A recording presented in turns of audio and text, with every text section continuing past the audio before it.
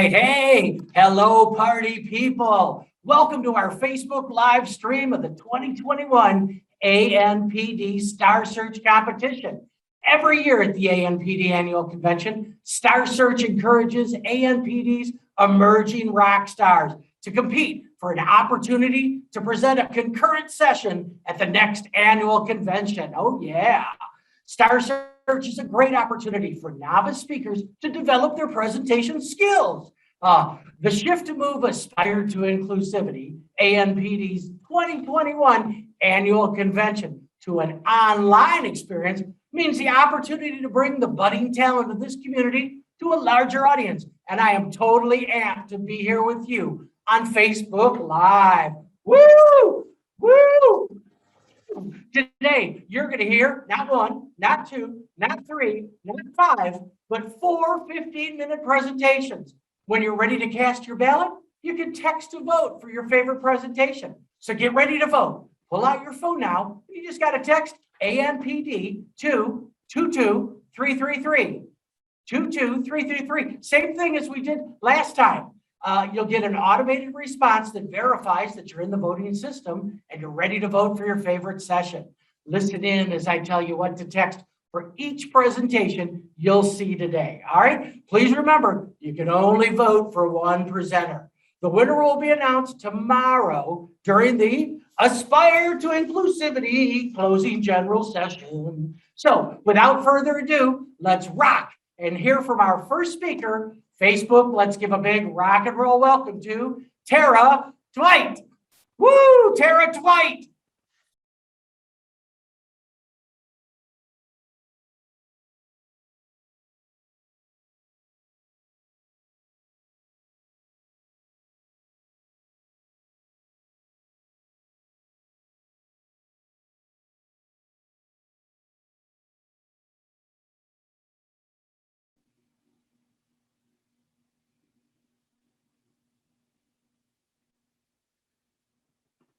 Hi, everybody. Can you hear me?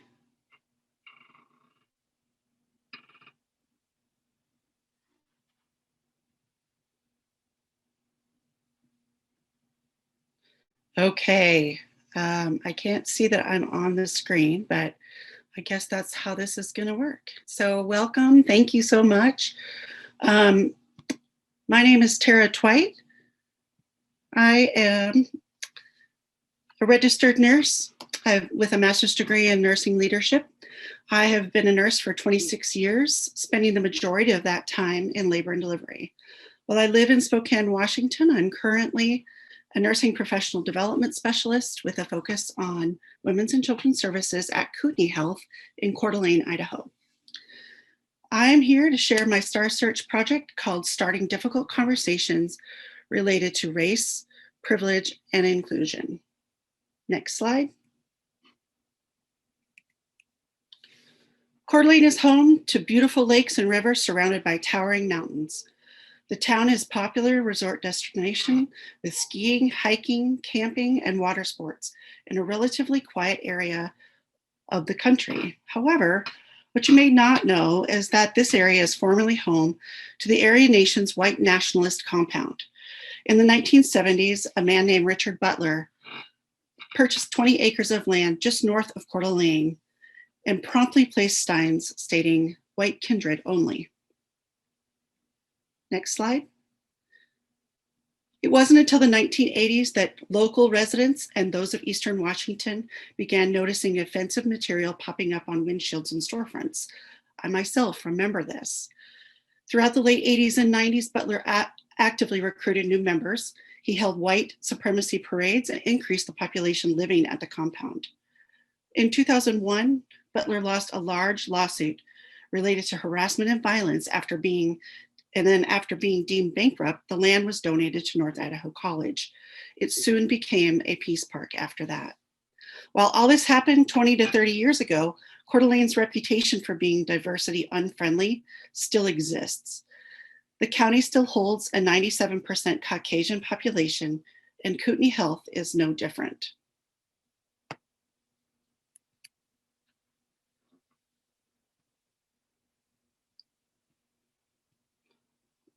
Hold on just a second. Okay, next slide.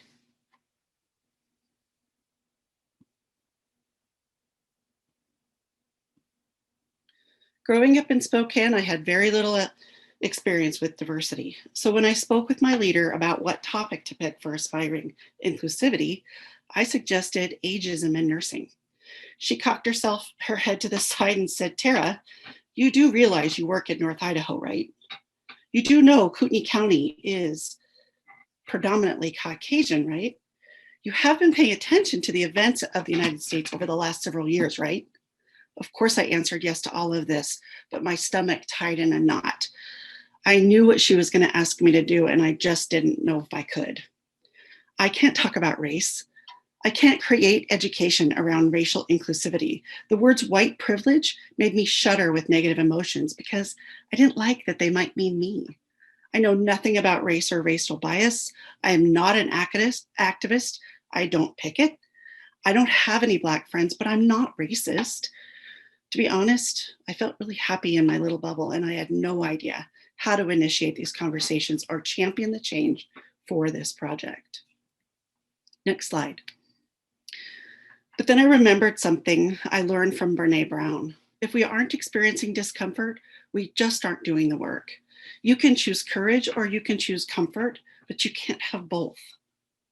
Next slide. And it is within that discomfort that we grow. I knew someone had to learn about this, and that someone was me. I chose courage and vulnerability. So here it goes. I began to conceptualize the project, but I knew I couldn't do it alone. How would that look? Hey, I'm a white female who wants to teach you about racism and about what I've learned. No, I needed help. Luckily, there was one and only one Black nurse that I worked with in our women's and children's service line. I approached her with care, embarrassment, and overall meekness. I had only just begun to make new connections and friendships within my new role, and I didn't want to make a bad impression. Alex was a gem. She was so very excited and engaged and ready to do anything to help improve the connections OB nurses made with women of color. Next slide. Diving into research, I found very little information about where to begin. How does an NPD design, develop, implement, and evaluate a person's comfort level in initiating and maintaining conversations on topics about race, privilege, and inclusion? Better yet, how does an NPD do this respectfully and professionally while showing vulnerability? Even a greater challenge is how can this be quantified? What I found was there is no model, design, no implementation guide, and no measurement tool to adequately capture and evaluate the objectives set forth for initiating conversations about race, privilege, and inclusion. The ANA Center for Ethics and Human Rights position states clearly that nursing educators must embrace the concepts of justice and caring as guiding principles in teaching students about ethics and human rights within the provision of healthcare everywhere, from local communities to the greater global community. It goes on to say, nurse educators must firmly anchor students in professional responsibility to address unjust systems and structures, modeling the profession's commitment to social justice and health through content, clinical and field experiences, and critical thought. However, there is no checklist or outline as to how to do this. So what do nurses do when something doesn't work the way they need it to? How many of you have screwdrivers and wrenches in your nursing stations? Next slide. Last year, as the United States exploded in racial violence, I saw pictures of colorful people yelling across the line at each other, yelling so loudly they couldn't hear what the other was saying. They weren't listening.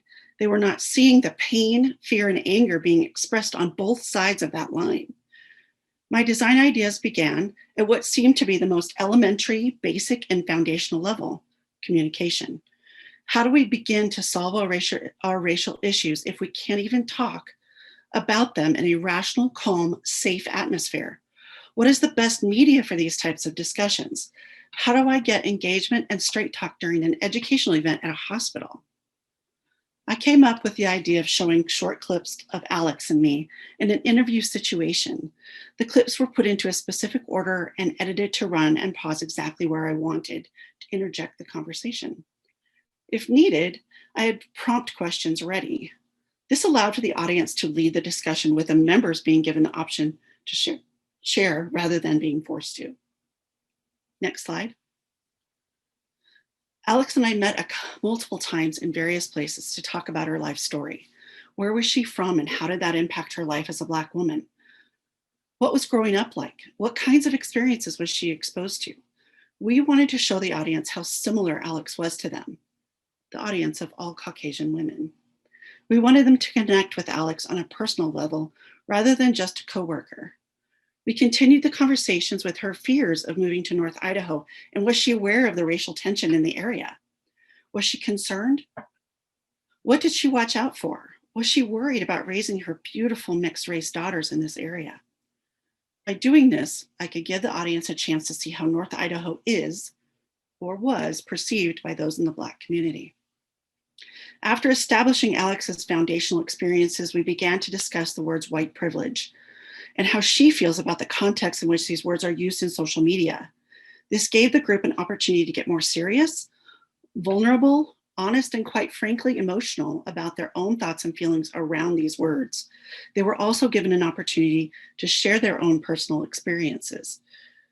In order to connect even more to the OB nurse audience, Alex and I decided to tell her birth story and the complications that arose because of the color of her skin. We were then able to utilize statistics in regard to the US maternal mortality rate and race, discussing how OB nurses play a pivotal role in decreasing maternal death. Next slide.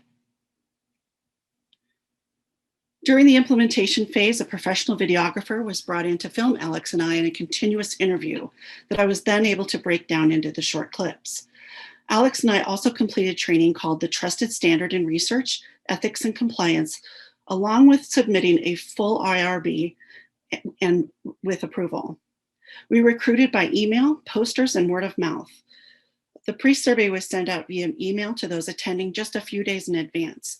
We were able to get 12 volunteer participants to attend one of 3 in-person sessions. We took this event off the hospital campus, offered drinks and snacks. We also were able to offer base rate pay, as well as points towards our nursing excellence program. The room was set up in a half circle with a large TV screen at the front. Luckily, Alex was able to attend each session to act as a resource as well as facilitate more conversation. I started the introduction of my own nursing career, my own upbringing in regard to diversity, and what brought me to the project. I played each segmented video, pausing between for discussion and personal stories. Next slide. After each session was complete, the survey was resent, as well as a second survey that addressed data regarding the design of the education itself. The second survey was 5 questions with Likert scale type answers and 8 open-ended questions. All Likert answers were positive and showed growth. Here are some of the answers from the open-ended comments I received. It was easy to start conversations that would otherwise be awkward. Group discussions were very eye-opening. The video was a great conversation, was a great way to get the conversations going. It was great to hear other people's experiences. It was great learning experience and environment done in a professional setting. Next slide.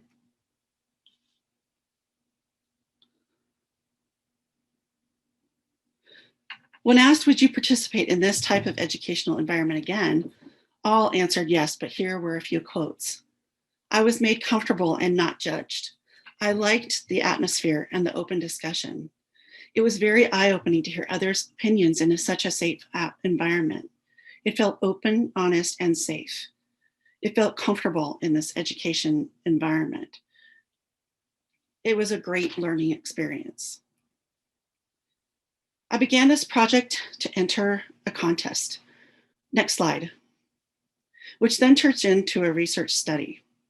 It has continued to evolve in something I see myself spreading throughout OB, Kootenai Health, and who knows, maybe the state of Idaho. What I've learned is it's not enough for an NPD to be not racist.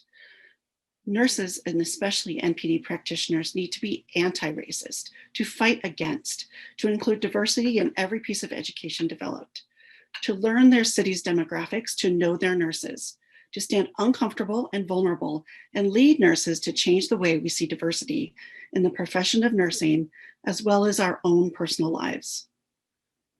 Now, if you'd like to see video clips, interview questions, and more detail about this project and the study data I found, next slide.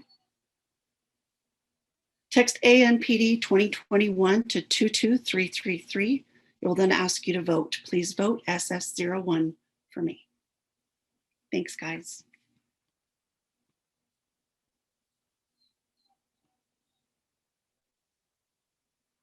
Hey, Tara, how are you? I'm doing pretty good. How are you? Great job. Hey, I found out some information about you. I hear that your healthcare career began really early when you became an EMT at age 18. Didn't you volunteer for the local fire department? I did. I was 18 when I first started my senior year, and I was able to connect with a local fire department that sponsored me to become an EMT. And I loved it, except then I kind of realized that I didn't like to watch the patient go off in the ambulance. I wanted to kind of be the one they brought the patient to. And that's how I learned. Makes perfect sense. Yeah. Yep, then go become a nurse. But I know you and I have something in common. We both love our pets. Yes. But yours have some very unique names, right? Yes. Yes. We name our pets after TV characters. And our dog we've had the longest, his name is Gus. He's named after Gusterson, who is a character on the TV show Psych. And then our new dog, Ziva, she's named after Ziva David from the TV show NCIS. And I actually have a snail that I've named Gary after SpongeBob. Oh my God, I love all those names. We have an orange cat named Tiger. You know why? He looks like a tiger. Okay. Hey, thanks, Tara. Listen, everyone. Hey, if you want to vote for Tara and her presentation, Starting Difficult Conversations Related to Race, Privilege, and Inclusion, after you've texted ANPD 2021 to 22333, you need to text *1 to cast your vote to Tara. All right. So she's *1, but you can only vote once. Keep her in mind. All right. Remember, vote once for each competitor, or only one time, one competitor. Now, please help me welcome our next aspiring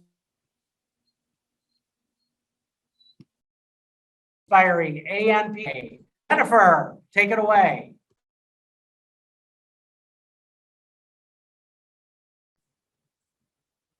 Hi, thank you so much. I am so honored to be here with all of you today. My name is Jennifer Parati. I'm the Director of Organizational Development, Nursing Education, and Research at UPMC St. Margaret in Pittsburgh, Pennsylvania. Tara, thank you for that presentation. It was simply amazing. So today what I'm going to do is I'm going to take you on a journey of my personal experiences as I intertwine data that will demonstrate the healthcare biases that exist in today's current healthcare system. I'm also going to highlight the racial disparities that affect those that we serve. You see, these are just my experiences, though, as a disclosure. They are not meant to take away experiences of minorities, of people of color face every single day. So, a little bit about me. I was born and raised in New Orleans, Louisiana. I spent most of my young adulthood life there. You see, it's where my original experiences with healthcare and healthcare bias began. You see, these experiences, though, they are not mine alone. They are experiences that I experienced with my spouse, my Jack, my love. You see, Jack and I have been together for about 20 years, and we have 4 children. You see, we've traveled a very interesting road together that healthcare has become a part of our journey, including 20 years of managing a chronic condition that requires occasional ED visits, occasional hospitalizations, frequent follow-ups, bi-monthly intravenous injections. You see, it is this time, these 20 years, that have allowed me to view healthcare through a new lens, through that of a white woman, and also that of a person of color's wife. You see, we felt the uncomfortableness of others when we walk in a room. We felt that increased interest in us. You know, I've of course received the, is he an athlete question? You know, but it really is the subtle actions, those subtle gestures that are the most impactful when they're done in a way that everyone can experience. You see, they're not evident to all, but they are definitely experienced by some. You know, in my experiences, it's these subtle biases that are most impactful when they're done by someone who has some sense of perceived power. You know, nurses, healthcare providers, we do have that perceived power.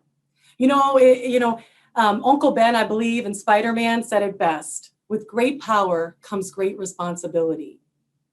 It is our responsibility as nurses to respond and to ask others to respond. You see, in March of 2020, the pandemic spread, uncovering racial disparities in healthcare. In May of 2020, the world was shown firsthand the state of our nation in 8 minutes and 46 seconds. You see, with the murder of George Floyd, it was a call of action to many nursing organizations. It was a call of action for our clinical nurses, for our nurses in the offices, in the C-suites, and in the boardrooms. The Institute of Medicine, their goal was to achieve health equity with the future of nursing 2020-2030.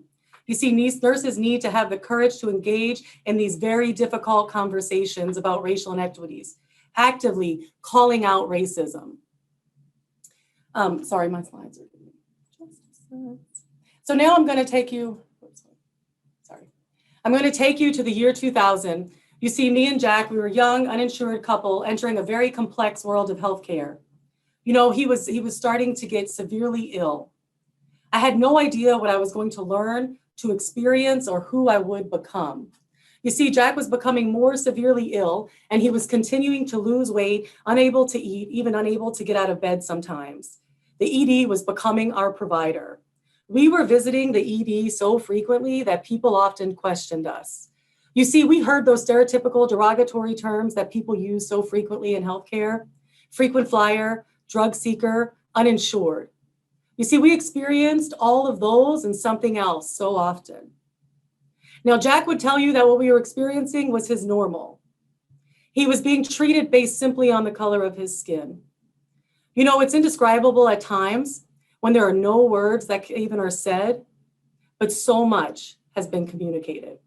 Although I am not Black, right, I did have to sit by and watch my person, my spouse, my Jack, go through experiences that I often questioned, but I did not know how to respond to or advocate for. You see, it was happening at the very places that I was taught to seek refuge from, the very places I was taught to seek help. We were begging for help, for empathy, to be cared for and to be seen. In August, though, of 2005, Hurricane Katrina hit New Orleans, and what I thought was the greatest tragedy of my life turned out to be a positive. You see, Pittsburgh was our new home, as that's where Jack is from, and I believe it was more life-changing than I could have ever known. You know, Pittsburgh's known for a couple things: steel, football, of course, go Steelers, and the city of bridges. I would argue, though, that it is the city of dynamic healthcare. I truly believe this is what saved his life and gave me the ability to become the nurse that I am today. My aha moment was that these experiences were not just unique to us or to the South, they were global. You see, in 2005, the National Academy of Medicine, they found that racial and ethnic minorities receive lower quality healthcare even when their insurance status, income, age, and severity of conditions are comparable to white people. It concluded by describing this really uncomfortable reality that some people in the United States die simply because of their race or ethnicity, and not just because they lack access to healthcare. Now, I thought this was really interesting, right, given the last slide, that more than 85% of us Americans consider ourselves to be unprejudiced. Yet researchers have concluded that the majority of the United States holds some type of racial bias. Now, unconscious bias, it exists. And yes, it exists in healthcare and it exists in nursing. You see, the areas that researchers have studied, it actually shows that these implicit or unconscious biases can affect people's decisions and their behaviors toward other races. The person may not even be aware that they have these biases or that they affect their behavior. So now I'm going to take you to another experience in about 2017. You see, these days we were in quite good control of Jack's disease. We were able to easily articulate his treatment plan as we've done it for about 20 years. We know what works for him. Now, not often do we have to seek emergency care, but on this particular night we did. An experience, though, that I'll never forget. I looked over at the clock and it was about 2 a.m. I looked over at Jack, who was exhausted, in pain, crying in the fetal position. And I knew at that moment it was time to go. See, Jack had been trying to push through for about 2 days. He was so severely ill, but was scared of NG tubes, the feelings of going to the emergency room and possibly being admitted. So we went. We walk into the ED and we're immediately taken to the back right quickly. IVs are placed and blood is drawn and vitals are taken and IV and blood pressures.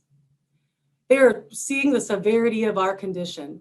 The nurse and the physician, they're talking, and I say to them, I'm really concerned about Jack's relief. He's been up for about 48 hours and he's in so much pain. I'm really hoping to give him some relief. They tell me that they'll be back and they have to go take a look at his chart. About an hour and a half at this point goes by, and yes, we've hit the bell twice, only to receive nursing assistance that couldn't actually help us with our request. And then just as I was about to lose my patience, and those that know me know, transport arrives for a CT scan with a stretcher in tow. You know, I immediately say, no, Jack, you see, he can't go. He's in too much pain and hasn't received pain medication. They politely go get the nurse. The nurse then angrily walks back to me and she asked me, did you come to the ED for treatment? Why are you delaying care? If you're coming here for treatment, you should let us treat you. I simply explained, we will comply, but Jack is in so much pain, I'd like to give him some relief. She angrily walks out and mumbles. About 20 minutes or so goes by and I press the button again. You see, this time, the nurse comes back in and she has a fierce walk. She looks at me in the eyes and says, you know, I think you're being selfish. She states, do you know that this is an emergency department and not a doctor's office? Then she goes on to tell me that about 3 doors down, a patient has had a cardiac arrest and that he didn't survive. She looks and says, don't you think things like pain medication and nausea medication are minuscule considering someone lost their life? And the simple answer was no, right? No. Why should my person suffer? At what point would Jack's suffering actually take priority? You see, I knew this wasn't what high-performing emergency departments do. All we wanted was relief. Really, we just wanted to be seen. You know, this is when my curiosity then, where it was triggered, and I started looking to the literature. And according to a study on racial bias in pain assessment and treatment, it revealed that 50% of white medical students and residents falsely believe biological differences exist between Blacks and whites. You see, they believe that Black skin is tougher and that their blood coagulates more thicker and that they actually have less sensitive nerve endings. Now, this dates back to the days of slavery, but that's a whole nother presentation. You see, the same study then noted that when Black patients arrive at the emergency department for bone fractures, despite having similar self-reports of pain, they're less likely than the white patients to receive analgesics for bone fractures. The same study showed that this disparity in pain treatment exists among children. A study of over 1 million children with appendicitis revealed that Black children with appendicitis were less likely to receive any pain medication for moderate pain and less likely to receive opiates, the actual appropriate treatment for severe pain. Now, this leads me to one question: why? The answer really lies in uncovering our unconscious bias. Researchers have already shown, as I said, these unconscious bias affect our decisions and our behaviors toward other races. One way to really decrease implicit bias is to have an environmental scan of your area, of the demographics of your nurses. Do they match the demographics that we serve? Right? Do an environmental scan and think about your workforce. Do you have opportunity to diversify? Right? Do you have opportunity? Could bias actually be affecting those that you serve in your beds, in your nurses' stations, in your offices, and in your boardrooms? As a profession, our demographics are reflective of an emergent need to diversify. Now, we all know, like myself, white women make up the majority of the profession, but did you know that we make up 75%. Now, this is a look just at the nurses station. We could expand to our classrooms and our schools, where only 12.3% of full-time nursing faculty are minorities. So much more room to integrate our clinical floors and our classrooms. Really interesting, though, that the US is projected to become a majority minority nation by 2043. You see, a diverse nursing workforce is integral to progress toward the future of nursing's health equity status. You know, several, if not all, nursing shortage reports, and I know we're having some nursing shortages, they point to the minority student recruitment as a necessary step to addressing our current shortage. Now, we teach cultural competency. However, you know, a study that looked at the benefits of minority patients being cared for by minority caregivers showed that when Black patients were actually paired with Black providers, engagement and outcomes improved, suggesting that this approach alone could reduce the Black-white mortality gap due to heart disease by 20%.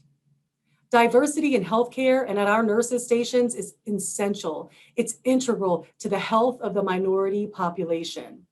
I'm going to ask you, imagine the impact on population health if our workforce actually matched the demographics of those that we serve. You know, one last statistic that I'm going to leave you with, it's actually really promising research. It showed that people demonstrated that what they want to be fair, they want to be non-discriminatory. And when they are aware that they may be influenced by race, right, they actually change. A study involving physicians showed this clearly. When the physicians were told that race had actually been shown to influence their treatment decisions, all signs of racially different treatment disappeared. That is so powerful and impactful. You see, removing these biases might be a challenge because we often don't even know that they exist or that we have them, but there are ways for you to take action. One way is a willingness to learn and to examine your own biases. Consider it an implicit association test. Be an advocate to diversify your organizations and your classrooms.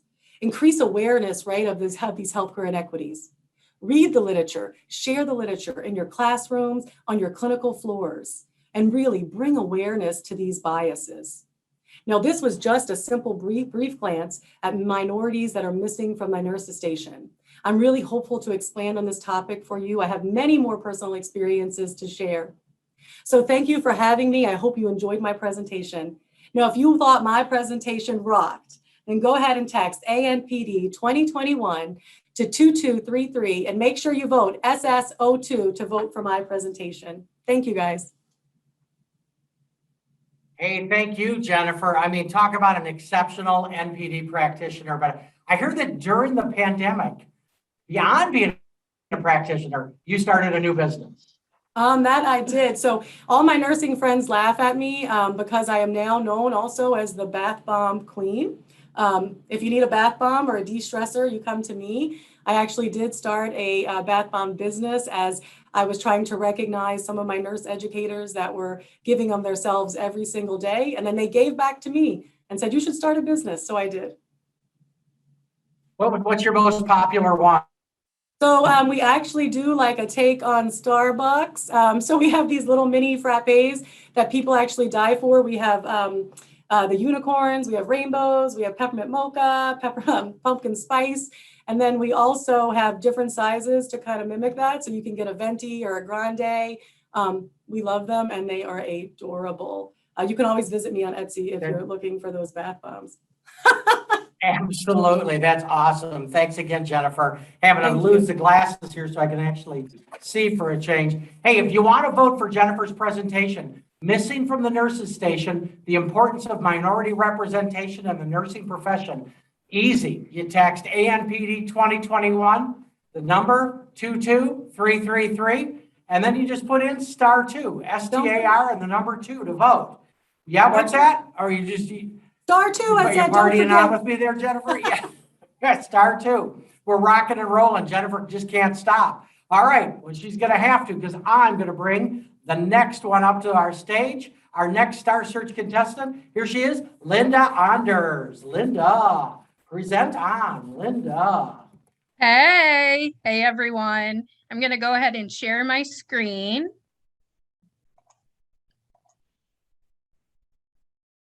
All right. All right. I want to thank my colleagues who are sharing with us today, and I'm so grateful to be here. My name is Linda Anders, and I am one of the Star Search winners, obviously. My pronouns are she, her, and hers. I am so thankful to be here. On my day-to-day basis, I work for Sigma Theta Tau International Nursing Honor Society, and I am the Nursing Education Programming Manager. I would also like to say that today I don't have any conflicts of interest and no financial concerns to disclose to you. I am board certified in nursing professional development, and I am going to take a minute to say how I think my presentation marries so well with not only my colleagues who are sharing today, but also with the opening speaker that we had, and also James's keynote speaker that we just had a little bit ago in the conference. Today, I'm presenting to you the nursing professional development's role in decreasing the gap in sexual orientation and gender identity understanding. I really think it's so important for us to identify and realize that we can be the catalyst for bridging the gap in sexual orientation and gender identity understanding. So first of all, I want to take a minute to ensure that we are all on the same page, that we all understand the terminology that I'm going to use throughout the presentation. The first one is sexual orientation. So if we think about sexual orientation, this is really the type of sexual, romantic, or emotional, spiritual attraction one has or feels for another. And all of these definitions have come from the Safe Zone LGBTQ+ vocabulary glossary of terms. These terms are ever evolving and ever changing, so I would highly recommend using the Safe Zone project as a reference if you need to refer to in the future.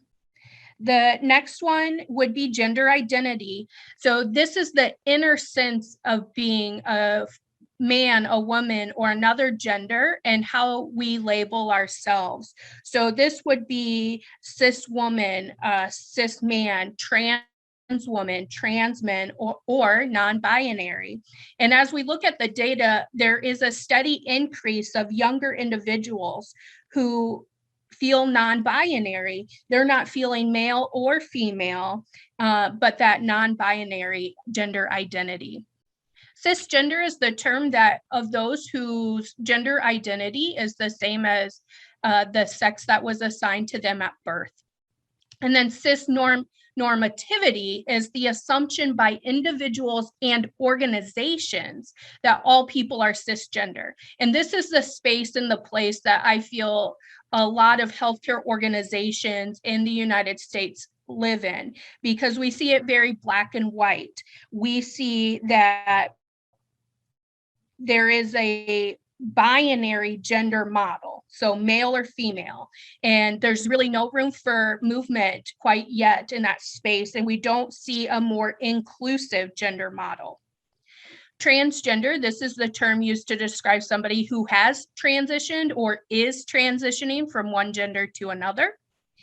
Advocate, an individual who actively works to end intolerance, to educate others, and to support social equity for all marginalized groups. Ally, we know that James talked about, it's more than just being an ally, which is someone who supports and respects members of the community, but taking it to that next level of being an advocate. And then SOGI, which is sexual orientation and gender identity. I know that this is a lot to take, these definitions, and it's a lot to digest. So just sit with me, let it resonate with you as we move on through the presentation. So many people want to be an advocate and or an ally, but they don't even know where to start, right? As an NPD practitioner myself, I would encourage us to start with doing an assessment of ourselves. Self-reflection can identify implicit bias that you might have That's the unconscious or unintended biases that we've developed. So we don't even know that we feel this way. This can be hard work because it can uncover things in ourselves that we might not have identified before. Our work to bridge the gap of SOGI understanding as the NPD practitioner is imperative for inclusivity for all in the healthcare space. To be most effective with this work, truly taking a deeper dive in self-reflection is needed. In addition to that, introspection is needed. Through introspection, we can examine our own mental and emotional processes. And the third way, which I know my colleague just mentioned on our last slide, would be to complete an assessment tool. The beauty of this three-pronged approach is that self-reflection and introspection are subjective, but completing an assessment tool gives you more objective data so that you can truly identify those biases. After we take time to sit with our self-discovery, the next step is to educate oneself. This will look different for everyone depending on our areas that we have identified that we need to improve upon. I would challenge you to make a list of the areas of improvement or knowledge gaps that you have uncovered in your self-discovery. I want to take a minute first, though, to congratulate you for coming to this presentation, because this means that you are seeking means to educate yourself. As we know, according to the Institute of Medicine, that historically healthcare providers have lacked education about this specific topic. We have so much at our fingertips to help educate ourselves: podcasts, web pages, blogs, evidence-based journal articles, and even webinars. Two handouts that you see on your screen here are uncopywritten items from the Safe Zone Project. They state that there is no need to ask for permission to use their items, as this is a means to help reduce barriers and help establish social justice for all. It is important to continue learning as an NPD practitioner so that we can help foster that environment of welcoming and respectful to every single patient we encounter. Seeking to learn more is the basis of our foundation of being a lifelong learner as a nurse. Another way the NPD practitioner can help be a catalyst for bridging the gap in SOGI understanding is how we speak. This work requires a lot of intentionality. So I would say, use appropriate pronouns to introduce yourself. For instance, I would say, "Hi, my name is Linda. My pronouns are she, her, and hers." This can open up the conversation and invite others to use their pronouns also. This fosters a space of safety and inclusivity. You can also ask another their pronouns. Use simple questions like, "What pronouns would you like me to use?" Or, "I want to make sure I get your pronouns correct. What are they?" The second step would be, do not assume gender. Polite things that we used to be taught, like using ma'am and sir, have been built into our language and our culture. But the more appropriate thing to do would to be use gender neutral pronouns. You should also use gender inclusive language. An example of this in the clinical space would be using the word chest instead of the words breast when working with a patient for a physical exam. And then, of course, apologize if you make mistakes. Mistakes are going to happen. Apologize and correct the mistake. One intentional thing to do would be to concentrate on not doing that single mistake again. And like James said in his presentation today, we might be the only one standing up and the only one with courage, but there are people waiting for us to be transparent and to be vulnerable and to say, "We're sorry, I messed up. Let's try again." And then we also need to educate others. According to the ANCC's NPD review manual, the NPD practitioner has an ethical obligation to teach and educate on current and emerging topics that relate not only to patient rights, but their autonomy. We also know that one study showed the median time spent teaching a baccalaureate nursing student about LGBTQ health was about 2 hours. The education of nurses, whether students, new nurses, or experienced nurses, is essential for high-quality patient care. Transgender individuals are more likely to delay care due to fear of discrimination, and according to Vanderbilt's program for LGBTQ health, using the correct name and pronouns decreases suicidality. Another article explained that only about 10% of nursing students have a basic understanding of LGBTQ population.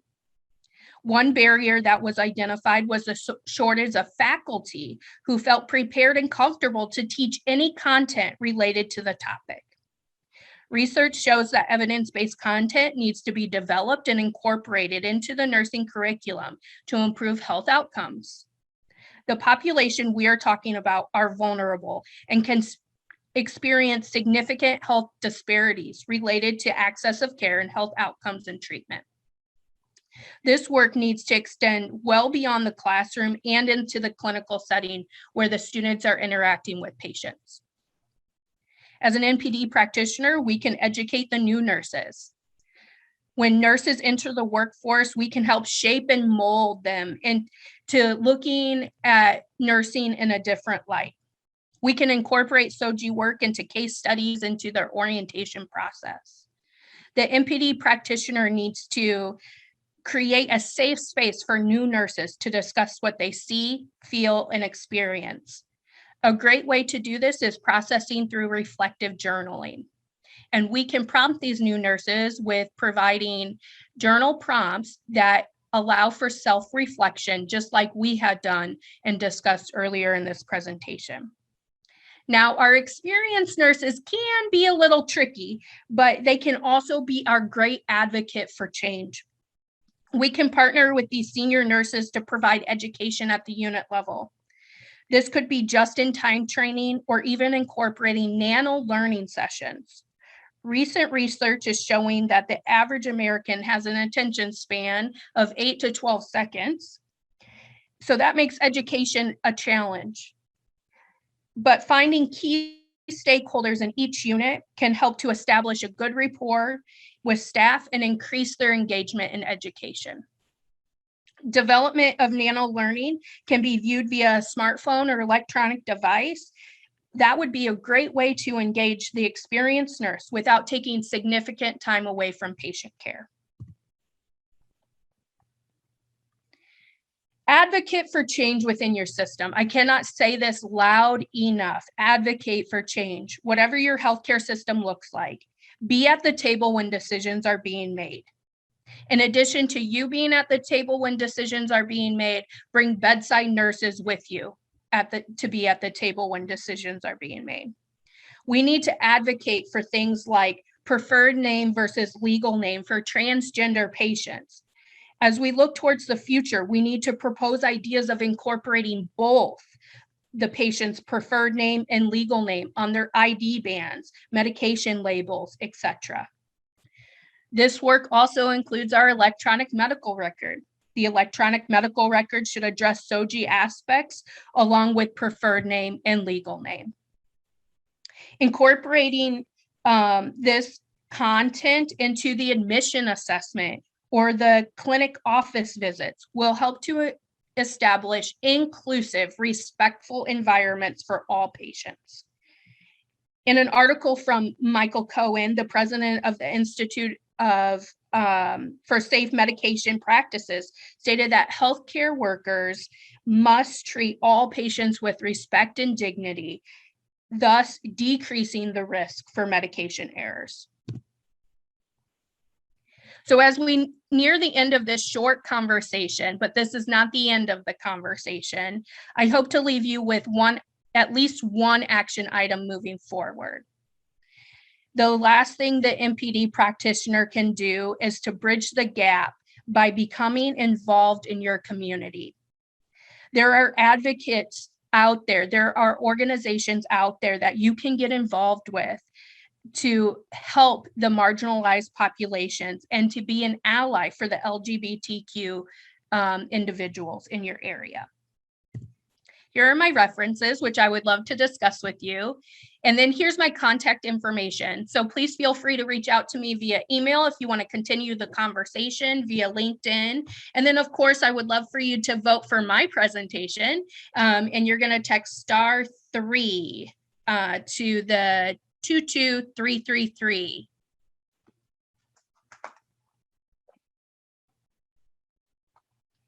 Excellent. Good job. All right. Thanks, Linda. We were so glad you were here today, especially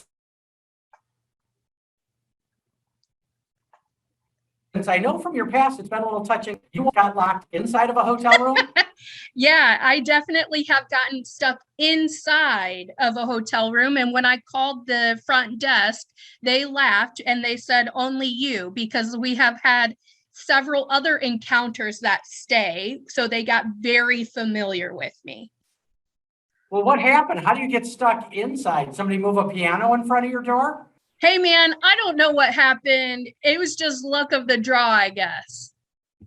All right. Well, I'm glad you got out, and I'm glad you were here with us today for that wonderful presentation. Again, if you think Linda totally rocked it like I do, it's time to cast your vote for her. You can only vote for one, and we got one more to go. You just text ANPD 2021, those numbers 22333, and Linda's STAR and the number 3 to vote for her presentation. The NPD's role in decreasing the gap in SOGI understanding, or SOGI. I don't know if you say SOGI or SOGI. Which one is it? So you could say SOGI. All right, good. All right. Whew, you want to get in trouble. All right, no trouble on this one. You can only vote for one session. So let's hear it for our 4th and final rock star. Let's give it up for Charlie James. Charlie James, hey. Hey, how's it going? Good, man. Take it away. Hey, thank you very much. And I also want to extend my appreciation to Tara, Jennifer, as well as Linda for getting our program off to a phenomenal start. And so what I'm going to be talking about today, I'll just bring my slides up.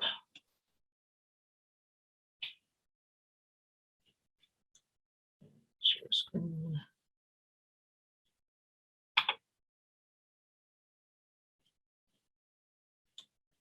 There. Your presentation is boring. Now change. Using technology to improve the quality of your speakers' presentations. Now, as nursing professional development practitioners, many of us, we basically take control of new employee orientation, new hire orientation. And, with that, it's a privilege because this is when we have the opportunity to really have that first impact on these new hires. We have that privilege of being able to make them feel welcome, to make them feel as if they are part of the family. And so the nice thing is that also during our new employee orientation, we have subject matter experts. And we love our subject matter experts because they describe what they do, they tell why they love what they do, and they also explain how what they do affects the new hire. And it enables them to have a sense of inclusivity because, again, not only do they feel part of the family, but this information that's being presented is of relevance to them regardless of their role.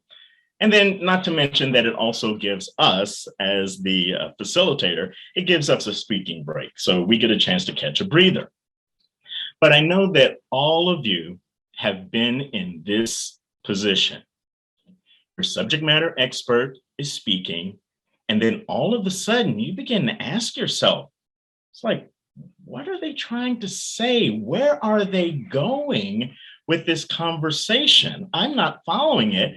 And when you look out at your audience, it becomes apparent. They are becoming disengaged, and it's like slow motion. You are seeing the train derail right before your eyes. And the sad thing is that when our new hires do not see what's in it for me, then they check out, phones come out, they zone out, and then for some, the lights go out as well. Now, as the facilitator of this event, you realize that, okay, I have to talk to them. I have to bring this to their attention that they're really not engaging people or they're not getting people included. But how do I go about providing that feedback without sounding opinionated, my personal opinion? Well, this is where technology can help. Now, many of us, we're all familiar with audience response systems.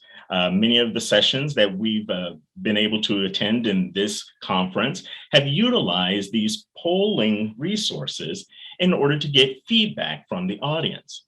Now, it's interesting, too, that the literature has some very positive things to say concerning these audience response systems or these clicker-based technologies.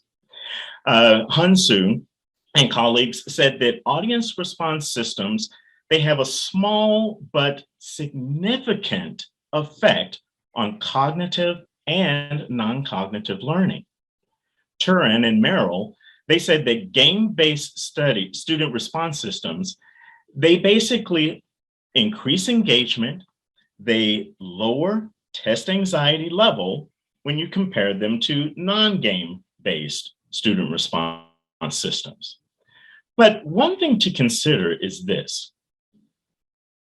Yes, the clicker-based technologies are great for formative assessment. You get that feedback during the presentation and it helps the presenter to see what direction that they need to go in.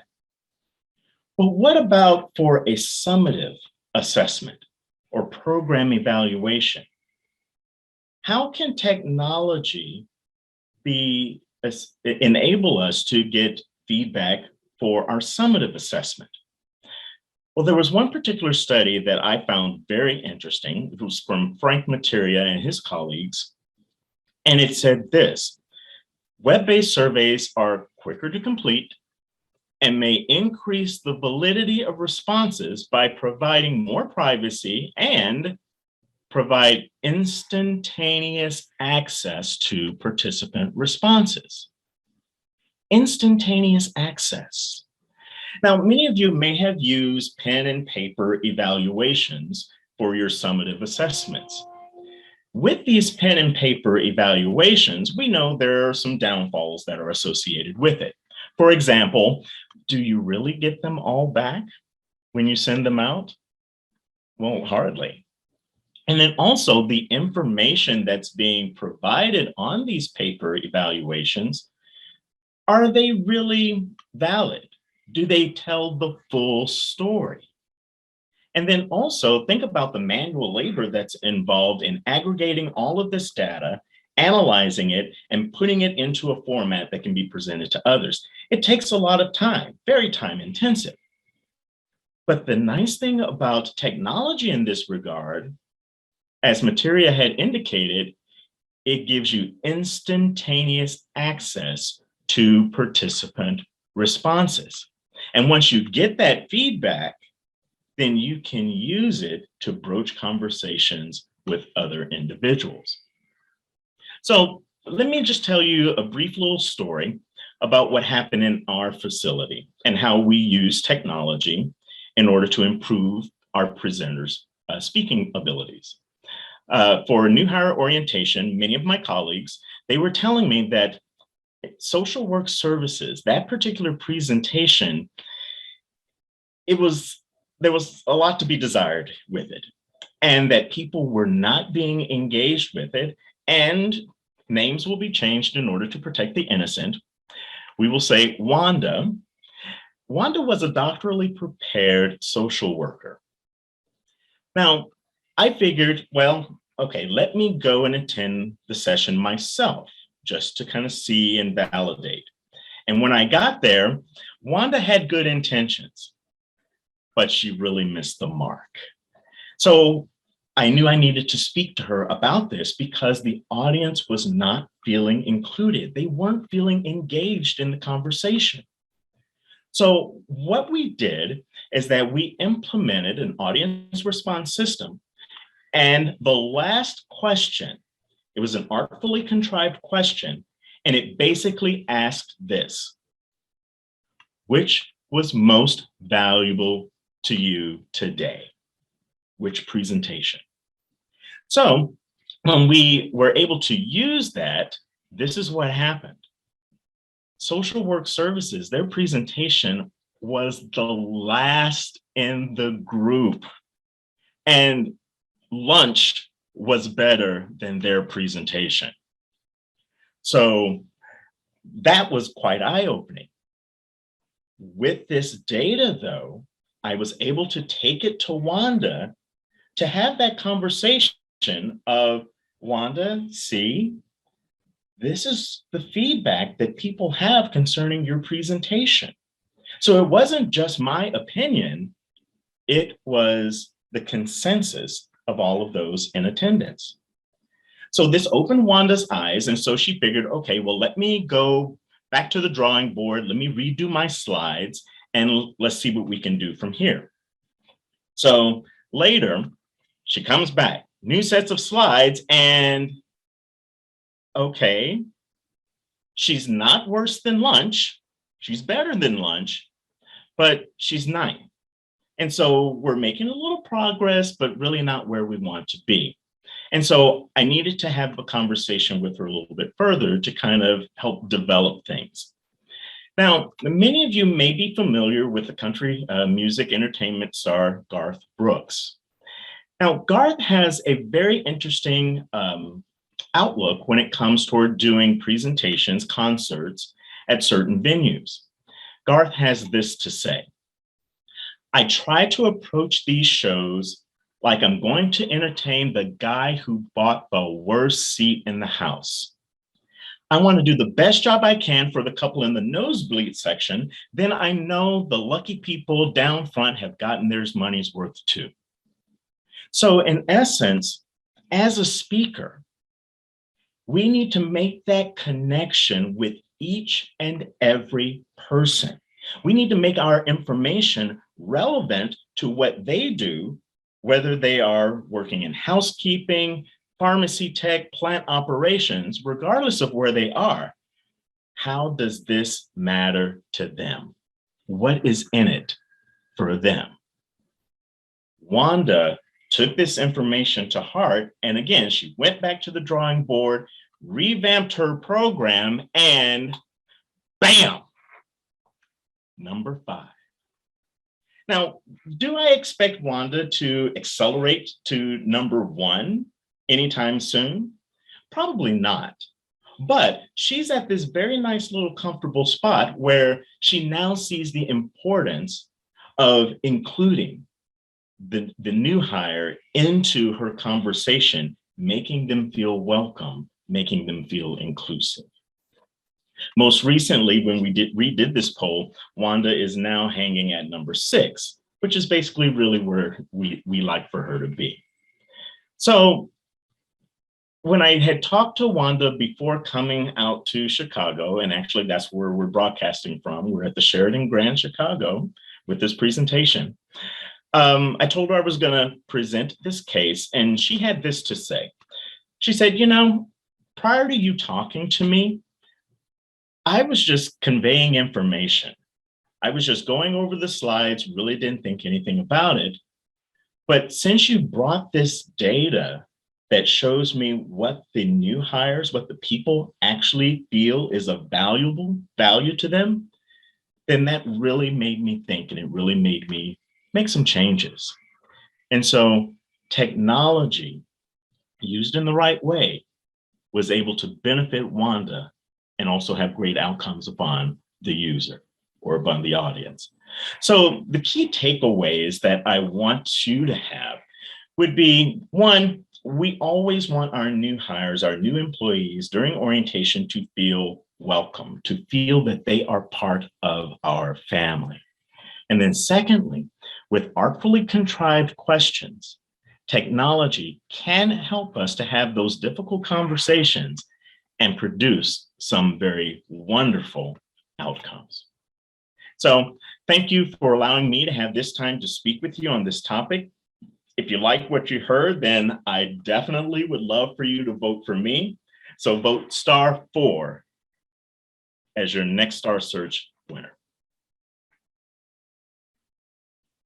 Hey, Charlie. Now, Charlie is a nickname given to you by your mom before you were even born. Is that right? Yeah, while I was in utero, my mom started calling me Charlie. And you would think that, okay, if she plastered that name on me before I was born, then she would put it as part of my real name. But no, my first name is James. My middle name is Carlton. So there's no Charles or Charlie or anything like that whatsoever in it. But people do call you Charles, right? Oh, you're asking People me? actually, Oh, yeah, I'm people sorry. do people actually call you Charles Well, sometimes? Well, they try to call me Charles because they think that, oh, I can't call you Charlie. That's too juvenile. That's too young. But I tend to just ignore them because it's not Charles. It's not Chaz. It's not Chuck. It's Charlie. Right. All right. Perfect. Well, I'm going to call you James. And if you think James' presentation totally rocked, you can give him your vote. ANPD 2021, the number 22333, and you text *4, STAR4 to vote for James. His presentation is, his presentation is, your presentation is boring. Change it. Using technology to improve the quality of your speaker's presentation. I know we had a couple of technical glitches there. It's all going to be up on Facebook Live immediately after this. So I'm just going to keep rolling here. Then we'll put the whole thing back up on Facebook Live. So thank you to Tara, Jennifer, Linda, and James for sharing your presentations. You all are rock stars in my book, but now it is time to vote. One more time, here's how you select your Star Search winner. You just text ANPD 2021 and then the number 22333 when prompted. Text to select your top presenter. Tara's presentation, starting difficult conversations related to race, privilege, and inclusion, *1, STAR, the number 1. Jennifer's presentation, missing from the nurses station, the importance of minority representation in the nursing profession, you text the number 2, *2. Linda, NPD's role in decreasing the gap in Sochi understanding, *3. And for Charlie's presentation, your presentation is boring. Change it. Using technology to improve the quality of your speaker's presentations, text *4. Tomorrow at 12:45 Central Time, during the closing general session, we're going to announce the winner of the 2021 ANPD Star Search competition. Vote now and tune in tomorrow to find out who is the ultimate ANPD rockstar. Rockstar. Party on, all of you. Everybody have a great rest of the day. And thank you for all of you for joining us today here on Star Search.